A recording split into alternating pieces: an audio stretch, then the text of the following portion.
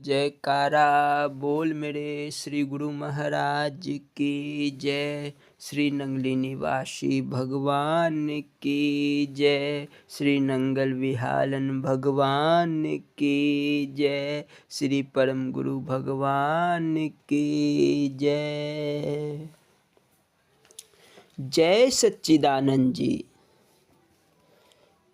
श्री अद्वैत वचनामृत श्री परमहंस दयाल जी महाराज का इरशाद है, मनुष्य में 11 इंद्रियां बताई गई है, 5 कर्मेंद्रियां, 5 ज्ञानेंद्रियां और 11वां मन। प्रकृति के 3 गुण सत्य, रज और तम के कारण उनमें से हर एक की 3-3 आकृतियां हैं। उनमें हर एक इंद्रिय बलवान तथा 3 गुणों से कार्य करती है। कभी यह सात्विकी है तो कभी राजसी और कभी तामसी है। यदि इन 11 को 3 से गुना किया जाए तो यह 33 बनेगी। इन 33 प्रकार की इच्छाओं में ही करोड़ वासनाएं सम्मिलित है। इसीलिए यदि 33 को करोड़ से गुना किया जाए तो संख्या 33 करोड़ होगी, क्योंकि एक एक इच्छा का पूरा करने वाला एक एक देवता होता है। इसीलिए इन देवताओं की संख्या भी 33 करोड़ तक पहुँचेगी। 24 प्रकृति से जो प्रेम, घृणा, सुख, दुख, मृत्यु, जीवन की 7 अवस्थाएं अर्थात विकार उत्पन्न होते हैं, जिनका वर्णन भगवद गीता के 13वें अध्याय के 7वें श्लोक में आया है, उनको शून्य के रूप में पढ़ा जाए तो भी 33 करोड़ की संख्या बनती है। इसी प्रकार आकाश, पवन, अग्नि, जल, पृथ्वी, मन तथा बुद्धि, यह 7 प्रकृतियां हैं। इनको 3 गुणों से गुना किया जाए तो 21 की संख्या बनती है। क्योंकि जीव सृष्टि 4 प्रकार से बढ़ती है, अंडज, जेरज, स्वेदज और उद्भज। इसीलिए 21 को 4 से गुना करने से 84 की संख्या बनती है और 5 तत्वों को, जिनको जड़ तथा जंगम माना गया है, शून्य के रूप में पढ़ा जाए तो 84 लाख की संख्या बनती है। यही 84 लाख योनियां मानी गई है। बस देखो, जहाँ इतनी अधिक इच्छाएं हैं वहाँ उनके पूरा होने की कौन सी आशा है। यही कारण है कि भोगों को भोग कर मुक्ति प्राप्त करना अथवा इच्छाओं को समाप्त करना कठिन है। इन इच्छाओं की जड़ काटकर मोक्ष मिल सकती है। उसकी विधि यह है, यह मन जो सभी इच्छाओं का भंडार है, उसकी सीमा से पार निकल जाए और इससे पार निकलने के लिए जो युक्ति अथवा विधि महात्माओं और महापुरुषों ने निकाली है, उसके अनुसार धीरे धीरे निरंतर अभ्यास करने से बेशक यह काम पूरा हो सकता है। इसे निरंतर धीरे धीरे अभ्यास करने का नाम ही कर्म है। अर्थात जिस प्रकार से यह बंधन उत्पन्न हुआ, इसी प्रकार यह टूट जाए। यदि एक ही बार बंधन हुआ तो एक ही बार भी टूट भी जाता। बोलो जयकारा बोल मेरे श्री गुरु महाराज की जय। श्री स्वरूप दर्शन पाठ ध्यान योग। बोलो जयकारा बोल मेरे श्री गुरु महाराज की जय। ध्यान मूलम गुरुर्मूर्ति पूजामूलं गुरुपदं मंत्रमूलं गुरुवाक्यं मोक्षमूलं गुरुकृपा। गुरुजी को कीजिए दंडवत कोटि कोटि प्रणाम। कीट न जाने भृंग को गुरु कर ले आप समान। त्वमेव महता च पिता त्वमेव त्वमेव बन्धु च सखा त्वमेव त्वमेव विद्या द्रविणं त्वमेव त्वमेव सर्वं मम देव देवा। बोलो जयकारा बोल मेरे श्री गुरु महाराज की जय। इस पाठ को प्रारंभ करने के पूर्व यह दास श्री नंगली निवासी भगवान के चरण कमलों में दंडवत प्रणाम करता है। बोलो जयकारा बोल मेरे श्री गुरु महाराज की जय। श्री स्वरूप दर्शन पाठ ध्यान योग। हरि ओम।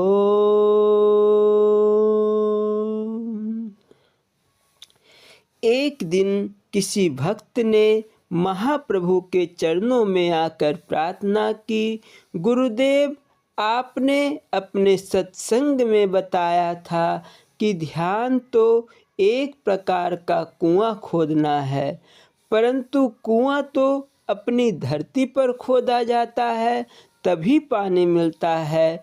धरती आपने शरीर को बतलाया है कि अर्थात देह मूर्ति का ध्यान करने से आत्म अनुभव होगा।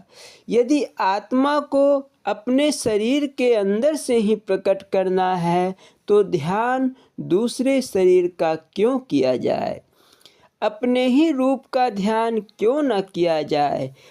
अपने स्थूल स्वरूप का ध्यान करने से क्या आत्म साक्षात्कार नहीं होगा? कृपया दास के मन की शंका का निवारण कीजिए। महाप्रभु बोले, प्रेमी यह आपकी भूल है जो आपके मन में यह विचार आया है कि अपने ही स्थूल रूप का ध्यान करने से जीव नरकगामी होता है। 84 का बोझ तो यह नाम और रूप ही है। ध्यान तो नाम रूप को मिटाने के लिए किया जाता है, परंतु अपने रूप का ध्यान करने से यह नाम रूप और दृढ़ हो जाएगा। नाम रूप तो प्रत्येक जन्म में मिलता रहेगा, इससे 84 का चक्र समाप्त नहीं होगा। ध्यान उस रूप का करना चाहिए जो रूप होते हुए भी रूप में फंसा हुआ ना हो, अर्थात उसका देह ध्यास छूट चुका हो और आत्मानंद में सदा मग्न हो। भाव यह है कि नाम और नामी एक हो जाए। महापुरुषों ने गुरु रूप का ध्यान करने का आदेश दिया है। वह शरीर पवित्र है। शरीर को धारण करके महापुरुष सांसारिक लोगों को सत उपदेश दे रहे हैं। ऐसे पूर्ण और पवित्र रूप के ध्यान से जीव को मोक्ष की प्राप्ति होगी और वह परमानंद का भागी बनेगा। भगवान राम ने भी जनकपुरी जाकर धनुष तोड़ते समय गुरु मूर्ति का ध्यान हृदय में लाकर प्रणाम किया। तब सतगुरु कृपा से एकदम हल्का पाकर उसको तोड़ दिया। गोसाई तुलसीदास जी श्री रामचरितमानस अयोध्या कांड में लिखते हैं, गुरु ही प्रणाम मन ही मन कीन्हा, अति लाघव उठाए धुन लीन्हा। हृदय मंदिर में गुरु के ध्यान को प्रतिष्ठित करके भगवान ने उन्हें प्रणाम किया और फिर ब्रह्म शक्ति द्वारा धनुष तोड़ दिया। गुरु नानक देव फरमाते हैं, हर मंदिर सोई आखिए जी तो हर जाता, मानस देह गुरु बचनी, पाया सब आत्म राम पछाता, हर बाहर मूल न खोजिए, घर माही विधाता, मन मुख हरि मंदिर की सार, ना जान निति नहीं जन्म गवाता, सब में एको बरतदा, गुरु शब्दी पाया जाए। यह सब मंदिर अर्थात शरीर उस ज्योति स्वरूप परमात्मा के निवास स्थान है या सर्वव्यापी और परिपूर्ण है, परंतु जिस रूप में वह प्रकट हो वही उसका प्रसिद्ध मंदिर है। वह आपके अंदर भी विद्यमान है, वह निर्गुण ब्रह्म है जिसने निर्गुण में अपना सगुण स्वरूप लीन कर लिया। उसी सगुण द्वारा काम बन सकता है, अर्थात उसी मंदिर से आपको उसके दर्शन होंगे। उस सगुण रूप का ध्यान साधक को करना होगा। इस पर यह एक उदाहरण है कि जैसे गोल बेर का पेड़ अपनी ऋतु में बोने पर अवश्य उगता है, क्योंकि वह गोल रूप अर्थात झगड़े में पड़ा हुआ है। कई बार कोई मनुष्य दूसरे व्यक्ति से कहता है कि भाई तूने कोई विशेष बात तो नहीं बताई, गोल मोल सा उत्तर दे दिया, अर्थात बातों को चक्कर में डाल दिया है। अब इस जन्म मरण रूपी चक्कर से छूटने का ढंग यही है कि कोई बुद्धिमानी माली आकर उस गोल बेर वाले पेड़ की ताज़ा आँख अर्थात शाखा को काट कर दूसरे बेर, जिसे सेब बेर भी कहते हैं, उसकी शाखा के स्थान पर पेबंद कर देता है। ऊपर रस्सी बांधकर मीठा पानी डाल देता है। अब उसका जन्म मरण समाप्त हुआ तो उसका बेर ही रहा। उस मुक्त बेर की पेबंद गोल बेर में लगी। तब वह भी उसके ध्यान में लीन होकर जन्म मरण से छूट गया, अर्थात बेर को बार बार दांतों तले दबाकर खाया जाता था। इस प्रकार यह यम की मार से बच गया। यदि वह अपने ध्यान और रूप में मगन रहता तो कभी इस बंधन से ना छूटता। जब उसने अपने नाम रूपी को त्याग कर दूसरे बेर के नाम तथा रूप को अपनाया, तब जाकर उसे मोक्ष प्राप्ति हुई। गुरु का शरीर हमारे शरीर के समान होते हुए भी मुक्त है, इसीलिए उसी शरीर का ध्यान करने से जीव को सद्गति प्राप्त होगी। बोलो जयकारा बोल मेरे श्री गुरु महाराज की जय। स्वामी हीरानंदपुरी जी महाराज जी की लीला संस्मरण एवं अमृत प्रवचन। बोलो जयकारा बोल मेरे श्री गुरु महाराज की जय। नंगल निवासियों के मुंह से सुना करिश्मा। श्री नंगली निवासी भगवान स्वामी स्वरूपानंद जी महाराज जी ने जब स्वामी हीरानंदपुरी जी महाराज जी को रमते राम होने की आज्ञा दी तो वह चल पड़े। गुरु आज्ञा पाकर किसी ऐसे अज्ञात स्थान की ओर जहाँ से शायद उन्होंने गुरु प्रसाद आगे बांटना था। गांव-गांव चलते वह दसुआ और मुकेरिया के बीच स्थित नंगल विहारण गांव में पहुँचे। वर्तमान स्थान जहाँ नंगल आश्रम बना है, तब आमों के पेड़ों से घिरा एक निर्जन स्थान था, जिसे गांव वालों ने चारों ओर से घेर रखा था ताकि कोई व्यक्ति उस स्थान में प्रवेश ना कर सके। आखिर क्यों? स्वामी हीरानंदपुरी जी महाराज जी ने थोड़ा सा स्थान बनाकर उस स्थान में प्रवेश किया और पेड़ के नीचे पद्मासन लगाकर ध्यान मग्न हो गए। एक चरवाहे ने उन्हें उस स्थान में जाते देखा तो भागकर गांव के मुखिया को बताया कि आमों के बाग में गेरुए वस्त्रधारी बाबा आसन लगाकर बैठा है। मिनटों में गांव वाले लोग इकट्ठे हो गए। वे दूर से आवाज़ लगा रहे थे, बाबा वहाँ से बाहर आ जाओ, जल्दी निकल आओ।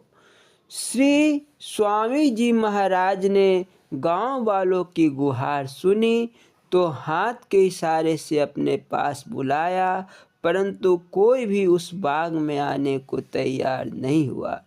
सभी दूर से बाबा को बाहर आने को कह रहे थे। ना तो बाबा बाहर आए, ना गांव वाले अंदर गए। गांव वाले चिंतित थे, परंतु स्वामी जी के चेहरे पर एक अजीब सी मुस्कान थी। धीरे धीरे अंधेरा छा गया। गांव के लोग दूर से खड़े किसी अनहोनी घटना का इंतजार करने लगे। चंद मिनटों में आमों के पेड़ों पर प्रकाश हो गया। लोगों के बातें करने की आवाज़ आने लगी, ढोल नगाड़े बजने लगे। यह आम बाग एक भूतहा इलाका था। संध्या होते ही भूतों की बारातें सजती, नगाड़े बजते, रात भर जश्न होता। अगर कोई मानव भूले भटके उस लोक में प्रवेश कर जाता तो वह भी उनकी जमात में प्रवेश पा लेता, क्योंकि भूत उसे मार डालते और वह भी प्रेत योनि में चला जाता। गांव वालों ने इसी कारण से वह पूरा इलाका घेर कर सील कर दिया था, जिससे कोई अनहोनी घटना घटित ना हो। गांव वालों का दिल धक धक करने लगा। स्वामी हीरानंदपुरी जी महाराज जी पद्मासन लगाए अपने भजन पर अडिग रहे। थोड़ी देर के पश्चात लोगों ने सुना भूत बोल रहे थे, बाबा छोड़ दो हमें, हम यहाँ से चले जाएंगे। लोगों ने देखा वह रोशनियाँ जो आमों के पेड़ों पर रोज होती थी, उस इलाके से निकलकर भाग रही थी। गांव वालों ने जब देखा कि वह समस्त रोशनियाँ आगे जाकर जंगल में विलीन हो गई तो उनकी जान में जान आई। 3 दिन तक लोग दूर से ही आते और देखते रहे। धीरे धीरे लोग हिम्मत करके श्री चरणों में आए। गांव वालों ने वह अपनी समस्त जमीन आश्रम बनाने के लिए गुरुदेव को अर्पण कर दी, जहां आज नंगल में गुरुदेव का आश्रम एवं समाधि बनी है। यह कथा गांव के बुजुर्गों के मुंह से सुनी, जिन्होंने यह करिश्मा अपनी आंखों से देखा था। बोलो जयकारा बोल मेरे श्री गुरु महाराज की जय। स्वामी हीरानंदपुरी जी महाराज जी के अमृत प्रवचन। बोलो जयकारा बोल मेरे श्री गुरु महाराज की जय। यह प्रवचन प्रारंभ करने के पूर्व यह दास स्वामी हीरानंदपुरी जी महाराज जी के चरण कमलों में दंडवत प्रणाम करता है। बोलो जयकारा बोल मेरे श्री गुरु महाराज की जय। स्वामी हीरानंदपुरी जी महाराज जब अपने प्रवचनों को प्रारंभ करते थे तो प्रारंभ करने के पूर्व हरिओम की ध्वनि लगाते थे। बोलो जयकारा बोल मेरे श्री गुरु महाराज की जय। बोलना जी हरिओम हरिओम हरिओम।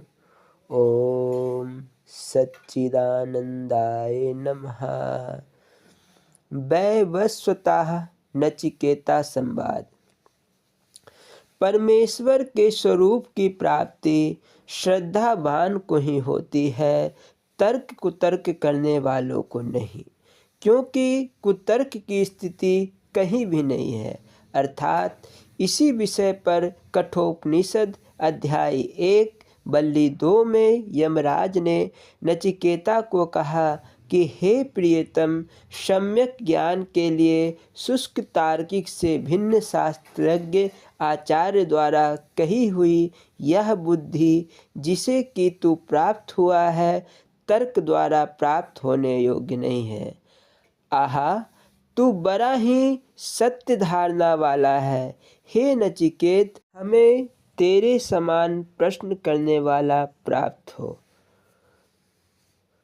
अर्थात नचिकेता ने परमेश्वर की पूर्ण प्राप्ति की दृढ़ इच्छा से यमराज के नाना प्रकार के प्रलोभनों देने पर भी तीनों लोकों के समस्त विषयानंद को नाशवान जानकर परमेश्वर की प्राप्ति सच्चा आनंद जानकर उसी में स्थिर रहा है। यमराज ने नचिकेता को इस प्रकार प्रलोभन किया है।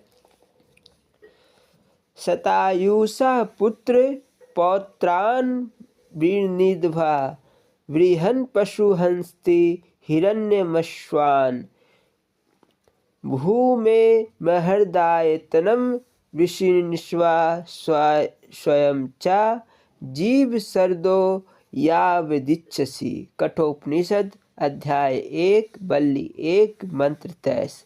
अर्थ, हे नचिकेता, तू 100 वर्ष की आयु वाले बेटे पोते, बहुत से पशु, हाथी, स्वर्ग और घोड़े मांग ले, विशाल भूमंडल भी मांग ले तथा स्वयं भी जितने वर्ष इच्छा हो जीवित रहे। श्लोक। ये कामा दुर्लभा मर्त्यलोके सर्वान् कामाश्छन्दता प्रार्थयस्व इमाः रामा सार्था क्षत्रियः न दीदृशा लवण्या मनुष्ये। अभितर्प्रताभि परिचारा यस्वा नचिकेतो मरणं मानो प्राची। अध्याय 1 बल्ली 1 मंत्र 25। अर्थात, हे नचिकेता, मनुष्य लोक में जितने भी भोग दुर्लभ है, उन सब भोगों को तू स्वच्छंदता पूर्वक मांग ले।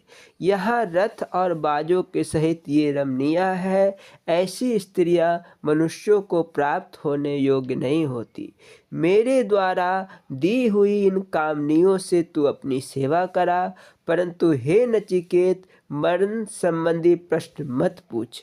इस प्रकार इधर प्राप्ति की ओर हटाने के लिए प्रलोभित किए जाने पर नचिकेता महासमुद्र के समान स्थिर रहकर गंभीरता से यम को बोला कि हे यमराज, यह भोग कल रहेंगे या नहीं, इस प्रकार के हैं और संपूर्ण इंद्रियों के तेज को जीर्ण कर देते हैं। यह सारा जीवन भी बहुत थोड़ा ही है।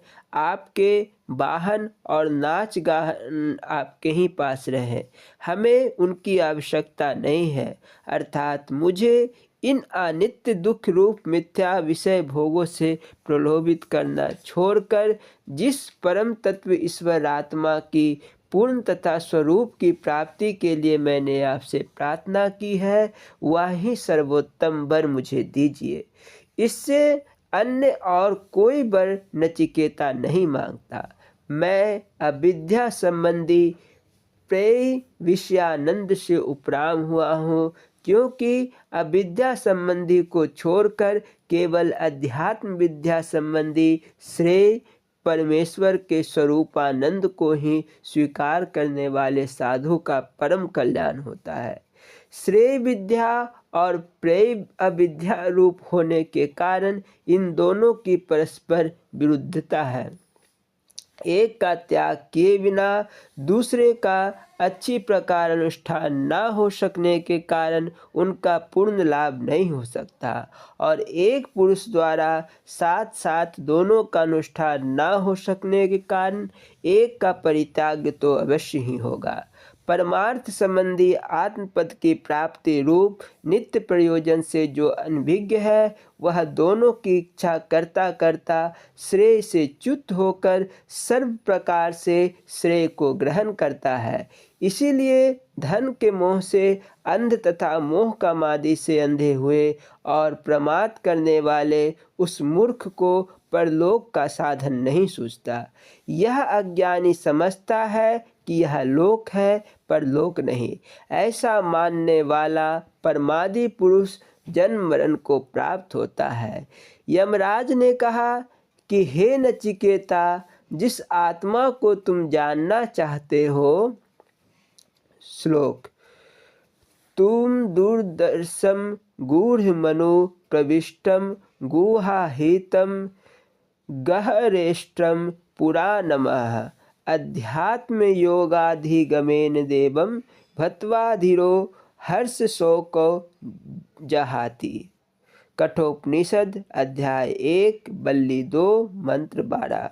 अर्थ, उस कठिनता से दिख पड़ने वाले गुर स्थान में अनुप्रविष्ट बुद्धि में स्थित गहन स्थान में रहने वाले पुरातन देव को अध्यात्म योग की प्राप्ति द्वारा जानकर धीर बुद्धिमान पुरुष हो हर्ष शोक को त्याग देता है, अर्थात चित्त वृत्ति को बाह्य सर्व विषय विकारों से हटाकर त्रिकुटी के अंदर परमेश्वर परम प्रकाश स्वरूप में श्रद्धा सहित लगा देना ही अध्यात्म योग है। उसके द्वारा ब्रह्म साक्षात्कार होता है और इस हृदय में बसे हुए परमेश्वर को स्वरूप करके भली प्रकार जानकर युक्त स्वरूप आत्मा देहादि संग दोषों से पृथक करके इसे सूक्ष्म से सूक्ष्म महान से महान प्रकाश युक्त परमेश्वर को प्राप्त कर अति आनंदित हो जाता है। उसका मोक्ष का द्वार खुल जाता है और त्रिविध ताप अध्यात्म अधिभूत आदि निकादि से रहित हो जाता है। अब मुमुक्षु पुरुष जिस प्रकार ईश्वर आत्मा को जिस रूप से जैसा जानता है, वैसे यमराज ने नचिकेता को कहा कि यह अणु से भी अनुतर और महान से भी महान तर ईश्वर आत्मा जीव की हृदय रूपी गुहा में स्थित है। निष्काम पुरुष अपनी इंद्रियों के प्रसाद से ईश्वर आत्मा की उस महिमा को देखता है और शोक रहित हो जाता है, अर्थात निष्काम सेवा भक्ति आदि शुभ कर्म करने वाला इंद्रिय जीत जिसकी इंद्रियां विषय भोगों की ओर ना जाती हो तथा निष्काम कर्म करने वाले को ही इंद्रियां निर्विषय हो सकती है और उन अनुकूल रहने वाली इंद्रियों की ही कृपा से ध्यान में स्थिरता होती है और ध्यान की दृढ़ एकाग्रता होने से ही परमेश्वर के स्वरूप का पूर्ण साक्षात्कार होता है, अन्यथा नहीं।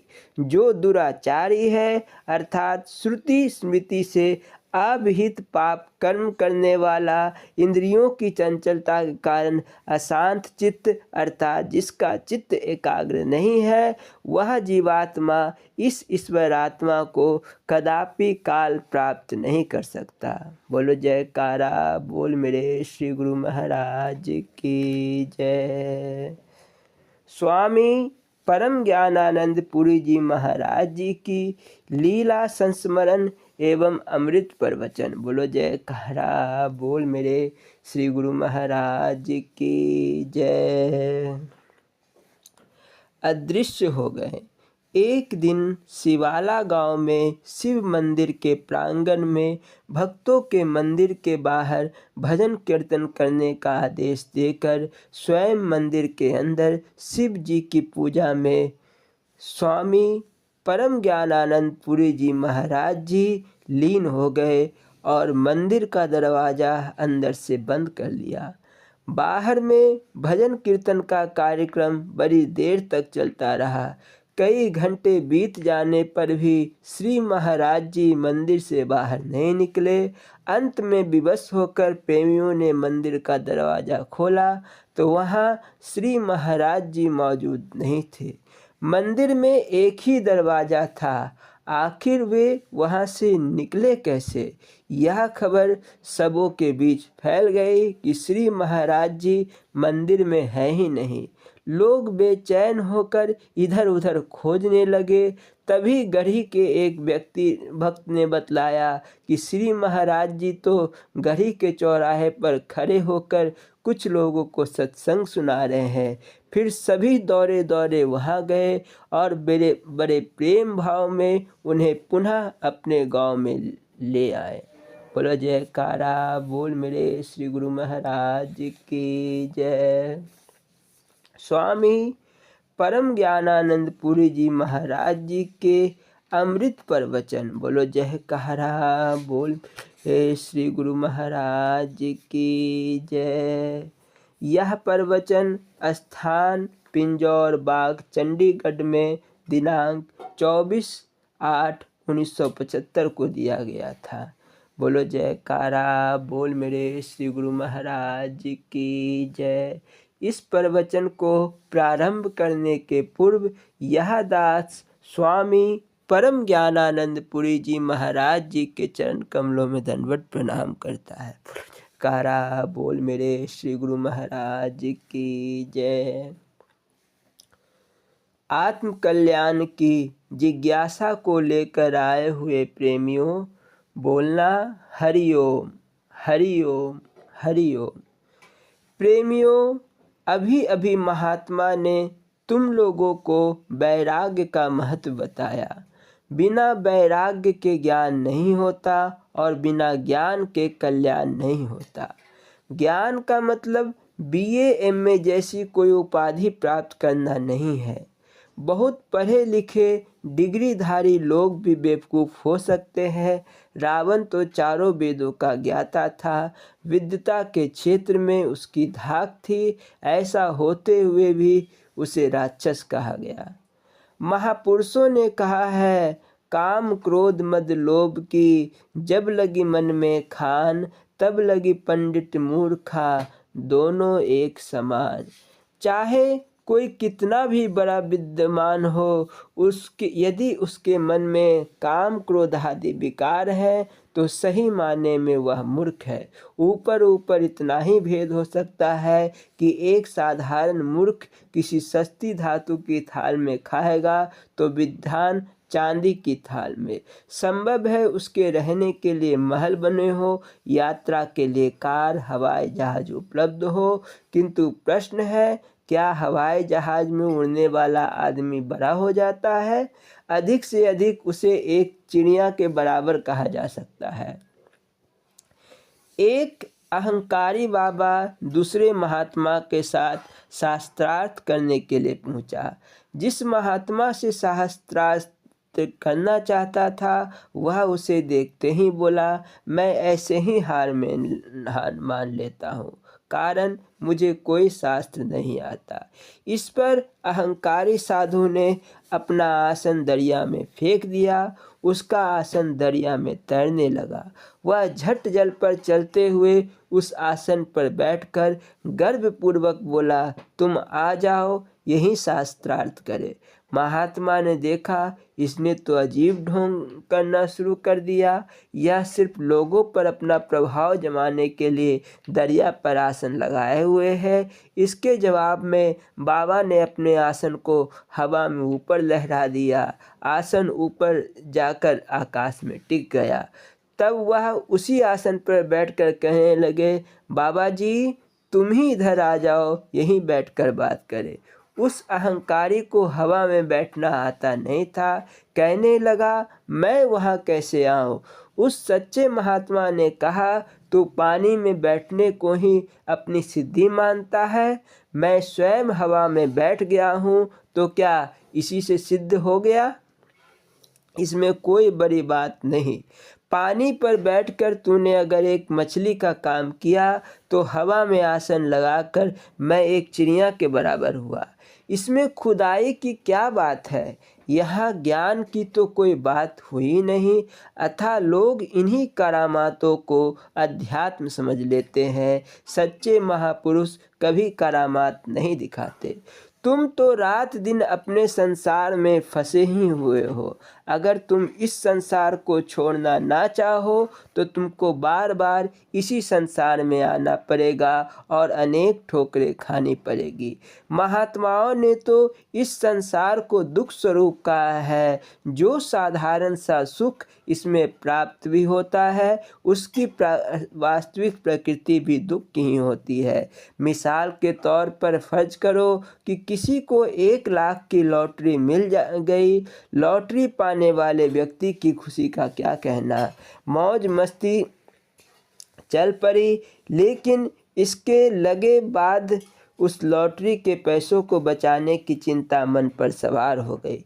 कोई लूट ना ले, कोई गोली ना मार दे, रात को नींद हराम हो गई।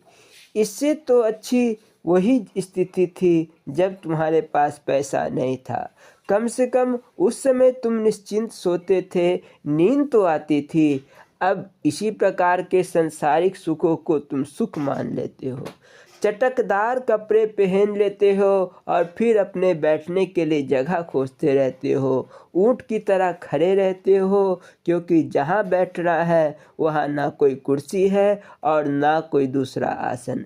उधर दूसरा व्यक्ति जो सादे लिबास में है, उसको बैठने के लिए जगह की तलाश नहीं करनी पड़ती, जहाँ चाहा धसक कर बैठ गया।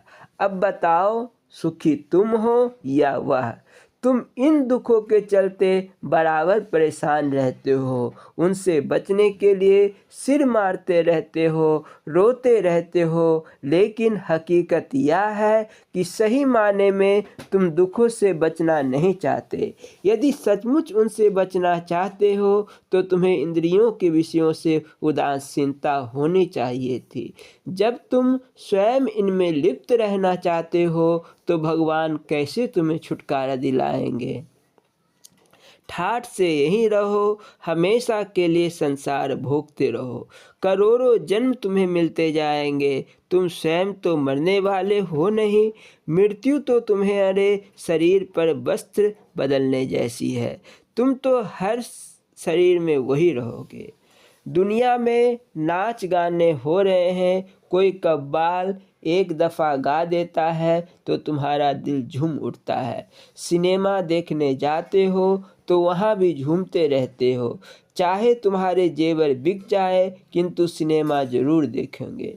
सचमुच इस पिक्चर में क्या रखा है? वहाँ तुम शब्द, स्पर्श, रूप, रस, गंध के नश्वर सुखों को ही तो पाते हो। जो वास्तविक जीवन में तुम्हें नहीं मिलता, उसे सिनेमा के पर्दे पर देखकर कुछ देर तक अपने को खुश कर लेते हो। तुम्हारी हालत तो उस कालिए कुत्ते जैसी है जो एक कुएं के पास बैठा रहता था। उसे अपने खाने पीने की सुधि नहीं रहती थी। गांव की औरतें कुएं पर पानी भरने जाती थी और जब परस्पर झगड़ने लगती तो एक दूसरे को गालियां देती हुई कहती, तुम्हारा खसम अर्थात पति, वह कालिया कुत्ता। उस कालिए कुत्ते को बैठे बैठे उन सुंदर सुंदर औरतों के पति होने का सुख मिलता रहता था। एक दिन गांव के दूसरे कुत्तों ने उससे पूछा, यहाँ रात दिन पड़े पड़े क्या करते हो? चलो गांव में, वहाँ खाने को रोटी तो मिलेगी। कालिया कुत्ता बोला, भाई यहाँ का मज़ा ही कुछ दूसरा है। बिना ब्याह चाहे ही मैं इन लोगों के का पति हो जाता हूँ। अब यह सुख छोड़कर गांव में क्यों जाओ? ठीक उसी कुत्ते की तरह तुम्हारा भी हाल है। कुछ मिलना तो है नहीं, सिर्फ चटक मटक कपड़े पहन लेते हो और चल देते हो सिनेमा की ओर। वहाँ चाहे जितने धक्के खाने पड़े सब माफ़। यहाँ सत्संग में आने के लिए तुमसे कोई फीस नहीं ली जाती, कोई टिकट नहीं लगता, फिर भी यहाँ आने से जी चुराते हो। देखो, जिस प्रकार व्याकरण शास्त्र होता है, उसी प्रकार इस सत्संग की भी बड़ी महिमा है। व्याकरण प्रत्येक शास्त्र की कुंजी है, बिना उसके जाने शास्त्रों का अर्थ नहीं समझा जा सकता। इसी प्रकार जब तक तुम सत्संग नहीं करते, तुम्हें अध्यात्म की कोई बात समझ में नहीं आएगी। अध्यात्म साहित्य है और सत्संग उसका व्याकरण है। एक दिन तुम्हें जीवन और जगत की असलियत समझनी ही पड़ेगी।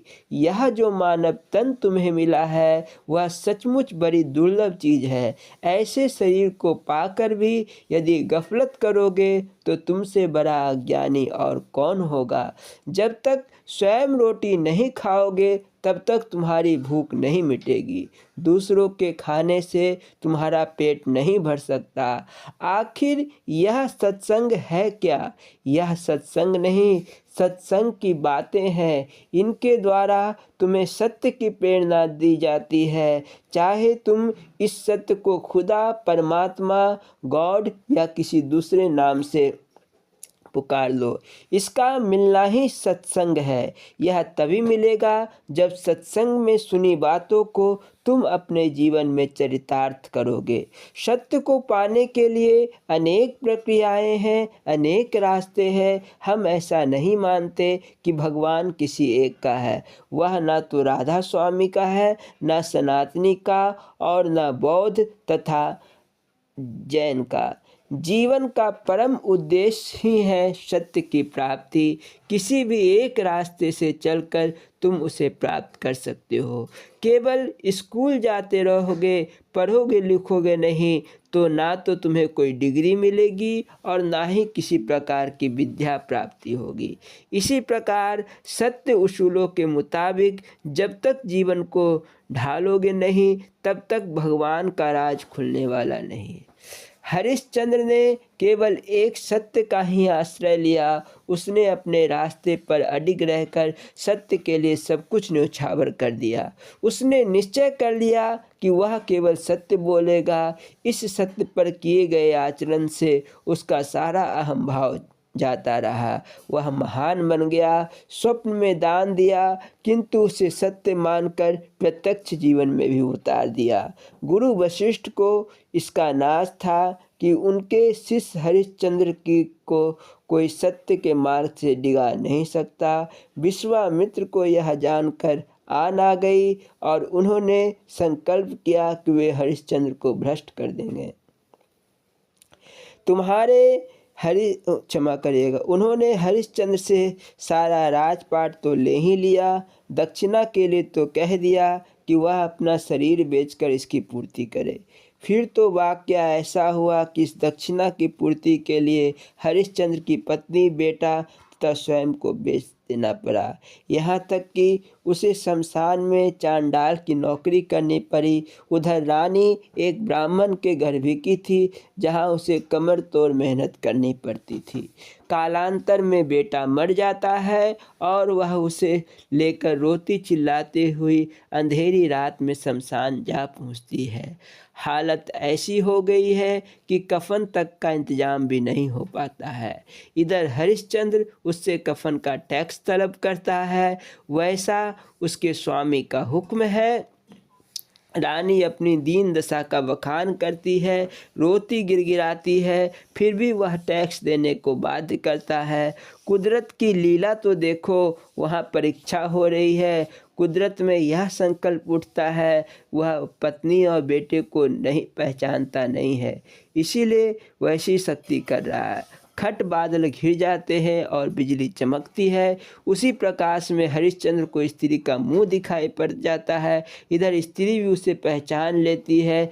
तब वह उसके पाँव में गिरकर रोना शुरू करती है। हाय चक्रवर्ती सम्राट के बेटे की यह दशा! यह आपका बेटा रोहिताश्व है और मैं सैव्या हूँ। आप मुझसे तो टैक्स लेना छोड़ दे। उस कारुणिक परिस्थिति से वह काँप उठता है।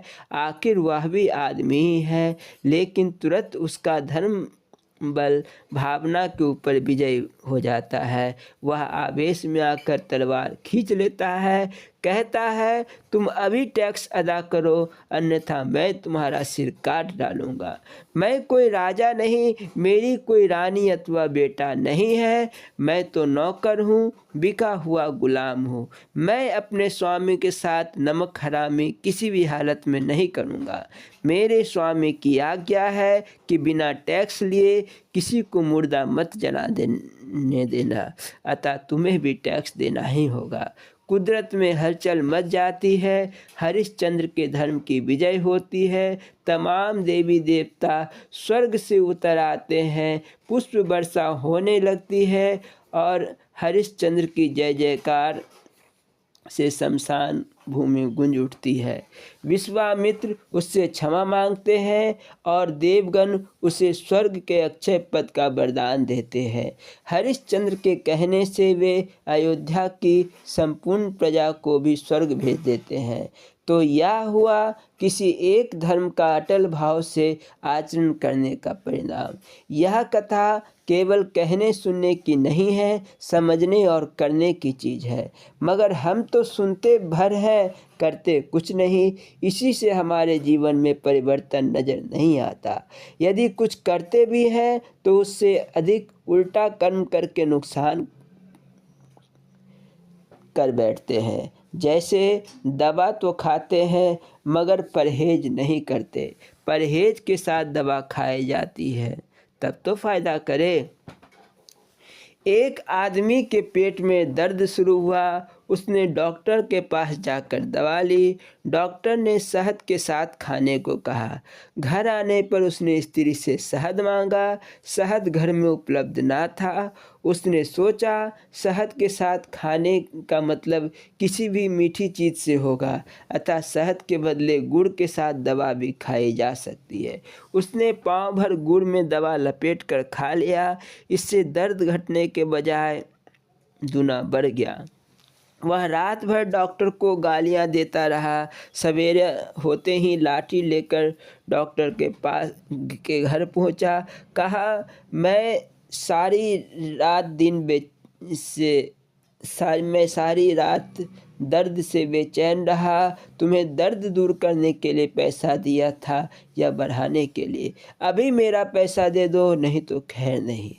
डॉक्टर ने कहा भाई पैसा तो अभी दे देता हूँ, पहले यह बताओ कि दवा खाई कैसे। उसने बताया शहद के साथ तो खाने को कहा था, लेकिन देहात में सबके घर शहद कहाँ होता है। शहद मीठा तो होता ही है। इसके बदले पाँव भर गुड़ के साथ दवा खा ली। डॉक्टर ने कहा सत्यानाश कर डाला। रत्ती भर दवा और पाँव भर बद परहेजी, दर्द से मरोगे नहीं तो क्या। ठीक यही हालत हमारी है। आधा घंटा जप करते हैं, ध्यान करते हैं, बाकी सारे 23 घंटे दुनियादारी करते हैं। ऐसी पूजा से कैसे भगवान का दर्शन हो। दरअसल हम उस आधा घंटा में भी दुनिया का ही चिंतन करते हैं। हम राम राम जपते हैं, बीच बीच में कहते भी हैं साइकिल लाओ, कपड़े लाओ, चाबी लाओ। अब राम राम दुकान जाना है, राम राम राम जरा 500 रुपये देना, राम राम राम आज दुकान में नौकर भी नहीं है, राम राम राम बच्चे को स्कूल भी पहुंचाना है। भला ऐसे राम राम से राम मिलेंगे कभी? यही तो हमारे जप का ढंग है। लेकिन दुनिया भर में कहेंगे ज़रूर कि हम भी आधा घंटा भगवान का नाम जपते हैं। यह जप नहीं, ठगी है। एक मुसलमान सवेरे उठकर मस्जिद में बाग दे रहा था, अल्लाह बिस्मिल्लाह रसूलल्लाह। वह उस वक्त मन में सोच रहा था कि 10-20 हज़ार रुपये होते तो लड़की का ब्याह हो जाता। मस्जिद के निकट से एक सिद्ध फकीर गुजर रहा था। उसने उस मौलवी को अपने पास बुलाया और कहा वहाँ क्या व्यर्थ चिल्ला रहे हो, तेरा खुदा यहाँ पर आया है, उठा ले। वैसा उसने ज़मीन में पैर मारकर बताया। मौलवी उस फकीर पर अत्यंत नाराज़ हुआ और काजी से शिकायत की। फ़कीर का वह आचरण इस्लाम की तौहीन साबित हुआ और उसे फांसी की सज़ा दी गई। फ़कीर ने पूछा, मेरा कसूर क्या है जो मुझे फांसी दी जा रही है? इस मौलवी से ही पूछा जाए कि वहाँ बाग देते वक्त 10,000 रुपये का ख्याल नहीं कर रहा था। उसके मन की बात जानकर ही मैंने ज़मीन पर पैर मारा, उसके खुदा को वहाँ बताया था। उस जगह को खोद कर देखा गया, वहाँ 10,000 रुपये पड़े होंगे। खोदा गया तो सचमुच वहाँ 10,000 रुपये मिले। मेरे कहने का मतलब यह है कि जब हम भगवान की पूजा और ध्यान करते हैं तब भी मन से दुनिया का चिंतन करते हैं। अतः हमारा भगवान तो संसार ही हुआ। संसार के प्रति हमारा रुझान देखकर भगवान भी उसकी पूर्ति कर देते हैं, हमें सांसारिक वस्तुएं दे देते हैं, लेकिन जिस अखंड और अस्थायी सुख के लिए हम व्यग्र हैं वह हमें मिलता नहीं है, क्योंकि शाश्वत सुख तो शाश्वत चीज़ से ही सुलभ हो सकता है। कारण सांसारिक वस्तुएं एक न एक दिन नष्ट होने वाली है। तुम ही सोचो, क्या यहाँ कोई सुखी है? लोग बाहर से चटक मटक दिख पड़ते हैं, धन जन से संपन्न लगते हैं, पर यदि उनके अंदर बैठकर उन्हें देखो तो वे बड़े दुखी हैं। संसार में कोई भी सुखी नहीं है। यदि कुछ सुख है भी तो वह दाँत की खाज जैसा है। दाँत को खुजलाने पर तुरंत तो बहुत अच्छा लगता है, पर बाद में जलन से बुरी तरह परेशान हो जाते हैं। उसी प्रकार संसार का थोड़ा सा सुख ढेरों दुख लेकर आता है। शाश्वत सुख परमात्मा की प्राप्ति में है और वह परमात्मा हमारे भीतर है। भगवान सत्य चित्त और आनंद स्वरूप है। आनंद और सुख में भी मौलिक अंतर है। सुख क्षणिक होता है, वह कभी घटता है तो कभी बढ़ता है, लेकिन आनंद अस्थायी होता है, वह सदा एक रस रहता है। एक बार प्राप्त कर लेने के बाद फिर कभी वह घटता नहीं। सुख की एक मिसाल ले, हमें अंगूर खाने की इच्छा हुई, अंगूर खा लिया, अभी तो खाने की इच्छा निवृत्त हो ही गई, मगर कुछ देर बाद फिर भूख जगेगी और कुछ खाना अवश्य चाहेंगे। इस प्रकार अंगूर से इच्छा की निवृत्ति हो गई, तृप्ति नहीं। तृप्ति इन चीज़ों से होगी भी नहीं। जिसकी जितनी बड़ी इच्छा वह उतना ही बड़ा दुख। यह कानून सब पर एक समान लागू होता है, चाहे कोई राजा हो, रंक हो, फकीर अथवा गृहस्थ हो। इसके विपरीत जिसकी इच्छा बिल्कुल खत्म हो गई वह परम सुखी कहलाएगा। वही मुक्त होगा और आवागमन से बच सकेगा। मरने को मुक्ति थोड़े ही कहते हैं, इच्छाओं की आत्यांतिक निवृत्ति को मोक्ष कहते हैं। चाहे यूँ कह लो कि संकल्प विकल्प के खत्म हो जाने को मुक्ति कहते हैं। तुम तो आठों पहर संसार की कामना रखते हो, उसी के लिए सारे कर्म करते हो और चाहते भी हो कि तुम्हें शाश्वत सुख मिले, परंतु वस्तु कहीं ढूंढे के ही विधि आवे हाथ। संसार में सुख है ही नहीं, अतः तुम्हारे ही अंदर उस परम सुख को पाने का राज बता दिया जाता है। गुरु कृपा से वह बात आसानी से बन सकती है। महापुरुषों ने ध्यान धारणा और समाधि का अनुभव प्राप्त करके यह दर्शाया कि हमारा अंतःकरण दैवी संपदा का भंडार है। वही अक्षय सुख का केंद्र परमात्मा रहता है। बाहर के सभी मंदिर, मस्जिद, तीर्थ, व्रत, शास्त्र, सद्ग्रंथ उसी आंतरिक आनंद की ओर प्रेरित करते हैं। गुरु युक्ति द्वारा जो दृढ़ धारणा बनाकर उसमें समाहित होता है, उसे परम सुख की प्राप्ति हो जाती है। अभी तो उसके प्रति हमारी अत्यंत स्थूल भावना है। जब हमारी भावना दिव्य बनेगी तब तो वह राज खुलेगा। तुम सबसे पहले अपने आप को जानो, आंतरिक अभ्यास द्वारा अपनी आत्मा का स्वरूप समझो। उसी से तुम्हें परमात्मा की भी अनुभूति हो जाएगी। कारण वह सूर्य है तो तुम उसकी किरण हो, वह समुद्र है तो तुम एक बूंद हो। दोनों के तत्व में कोई फर्क नहीं है। फर्क तो मात्र उपाधि का है, वह बड़ी उपाधि है और यह छोटी। जीव ईश्वर का ही अंश है। जल में कुंभ, कुंभ में जल है, बाहर भीतर पानी। फूटा कुंभ जल जल ही समाना, यह तत्कथय ज्ञानी। अतः पहले अपने आप को ही जानना है, इसके बाद परमात्मा स्वतः जाना जाएगा। अंश अपने अंशी को प्राप्त कर कृतार्थ हो जाएगा, उसे परम शांति मुक्ति हासिल हो जाएगी। जैसे पानी समुद्र से निकला, पहाड़ जंगल भूमि पर सर्वत्र वर्षा हुई, सभी जगहों का पानी इकट्ठा होकर नदियों में आया और नीचे की ओर दौड़ता चला गया। वह तब तक स्थिर नहीं होता जब तक समुद्र में मिल नहीं जाता। वही जाकर उसे परम विश्राम प्राप्त होता है। मिट्टी का ढेला ऊपर की ओर फेंका जाता है तो पुनः वह धरती पर ही आ ही जाती है। आग की लपट सदा ऊपर की ओर उठती है। सभी अपने स्रोत से मिलना चाहते हैं। उसी प्रकार जीव मात्र की खोज जन्म जन्मांतरों से सुख पाने की है। प्रत्येक प्राणी सुख चाहता है, इसलिए कि उसका अंशी परमेश्वर सुख सिंधु है। अंतर्मुख वृत्ति द्वारा उसे तुम अपनी अंतर आत्मा में खोजो, वहीं वह मिलेगा। तुम्हारी वृत्तियां तो सदा बाहर ही घूमती रहती है, एक मिनट भी वे भीतर नहीं टिक पाती। लोगों की शिकायत होती है कि भजन में उनका मन नहीं लगता, मन स्थिर नहीं हो पाता। वह आखिर बाहर क्यों जाता है? उसका संबंध इंद्रियों से बना हुआ है।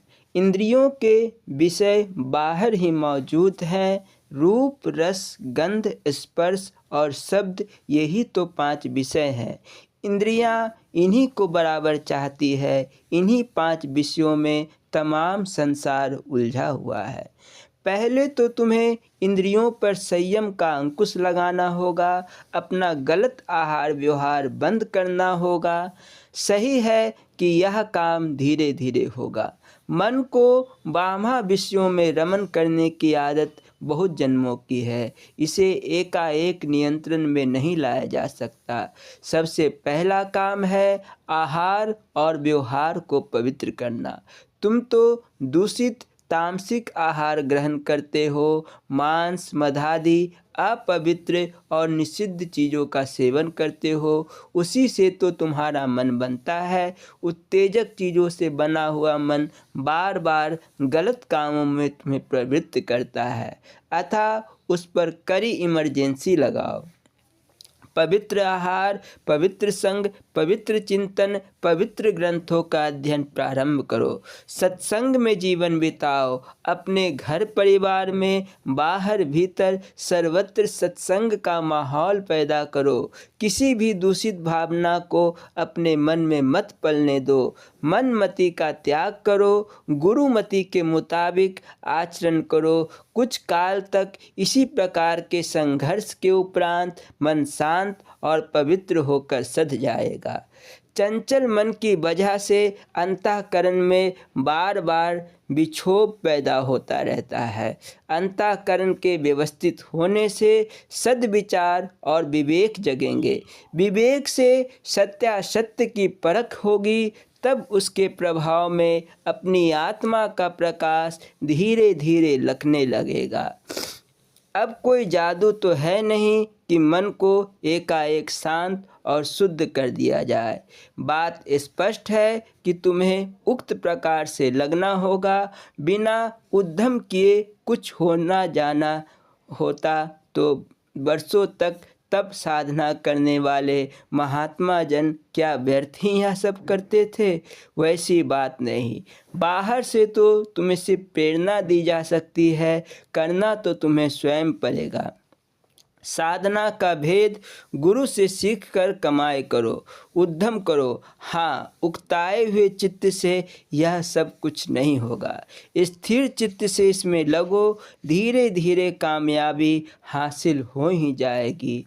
तुम तो तीर्थ कर आते हो, कुछ दोहा चौपाइयाँ पढ़कर याद कर लेते हो, कंठी तिलक लगा लेते हो और समझते हो कि हम मुक्ति के अधिकारी हो गए। ऐसे थोड़े ही होता है। तुम तीर्थ करते भी कहाँ हो? तुम तो वहाँ सफ़र करने जाते हो। हमने तो ऐसे भी भक्त देखे जो तीर्थ में जाकर देवता पर चढ़े हुए पैसे भी चुरा लेते हैं। कहने को तो वे भी कहते हैं कि हम तीर्थ करने गए थे। तो भाई, इन्हीं बामा कर्मों को अध्यात्म मत समझो, इनसे मंजिल प्राप्त नहीं होगी। यहाँ तो सभी अपने भेष को, अपने पंथ को, अपने देवता को अथवा अपने मजहब को श्रेष्ठ सिद्ध करने में लगे हुए हैं। भेष तो अलग अलग स्कूल की वर्दियाँ हैं और मजहब हैं स्कूल।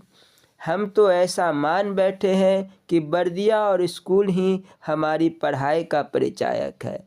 पढ़ाई कोई नहीं करता, सिर्फ अपने स्कूल और वहाँ की वर्दी को दूसरों की अपेक्षा श्रेष्ठ सिद्ध करने का झगड़ा करते हैं। सारे मान्यता प्राप्त स्कूल ठीक है और वर्दियाँ उस विद्यालय के छात्र की पहचान के लिए भिन्न भिन्न रंगों की बनी है। तुम पढ़ाई भी तो पूरी करो। किसी एक विद्यालय से जब तुम डिग्री ले लोगे तो तब सभी स्कूल तुम्हें मान्यता दे देंगे। फिर तुम कहीं भी जाओगे विज्ञ माने जाओगे। अभी रास्ते पर चलना भी शुरू नहीं किया, झगड़े में पहले पड़ गए। वाह जी, मजहब के पागल अनुयायी सभी तो इस प्रकार का झगड़ा करते देखे जाते हैं। कोई दाढ़ी बनाता है तो कोई उसे कटा लेता है, कोई माथे पर 3 परी लकीरें खींचता है तो कोई कड़ी खींचता है और कोई बिंदी लगाता है, कोई जटा बढ़ाता है तो कोई बिल्कुल मुराए रहता है, कोई चुटिया रखता है तो कोई उसे काट देता है, कोई लाल कपड़े पहनता है, कोई सफ़ेद, कोई पीला तो कोई काला। इन्हीं बातों को लेकर सभी झगड़ते भी हैं। असल में ये भेद भी महापुरुषों ने कुछ समझकर ही रखे थे। इनके पीछे उनका कोई अर्थ, कोई प्रेरणा अवश्य थी, परंतु हम उस सूक्ष्म रहस्य को ना समझकर सिर्फ स्थूल भाव को पकड़ बैठे हैं और अज्ञानता बस आपस में झगड़ा करते हैं। वे सारी बातें अवश्य ही कोई न कोई सूक्ष्म अर्थ रखती है, जिन्हें कोई तत्वज्ञ महापुरुष ही जानता है। महापुरुषों के अनुसार तुम्हारा शरीर ब्रह्मांड का नक्शा है, इसी में 14 लोक विद्यमान है। चुटिया का स्थान सतलोक का मुकाम है, इसी से बुजुर्गों ने वहाँ निशान कायम कर दिया। मुसलमान भाई तो चुटिया नहीं रखते, लेकिन उनकी टोपी में उसी जगह पर एक पूंछ जैसा बनाया जाने का रिवाज उसी बात का प्रतीक है। इसी प्रकार सारी बातों में कोई न कोई संकेत निहित है, मतलब तो उस संकेत को समझकर उस पर अमल करने का था, परंतु हम व्यर्थ की बातों में बहकते रह गए। प्रेमियों, मेरा कोई अलग मजहब नहीं है, सभी मजहबों को मैं अपना ही मानता हूँ। सभी सत्यनिष्ठ महापुरुषों के प्रति मेरा आदर भाव है। मेरे कहने का मतलब सिर्फ इतना ही है कि तुम किसी एक महापुरुष का आदेश मानकर चलो। प्रारंभ में यदि वह दूसरे से भिन्न दिखाई पड़ता है, तब भी उन वामा व्यवहारों पर ध्यान मत दो। दृढ़तापूर्वक तुम उन पर आचरण किए जाओ, मार्ग पर चलते जाओ।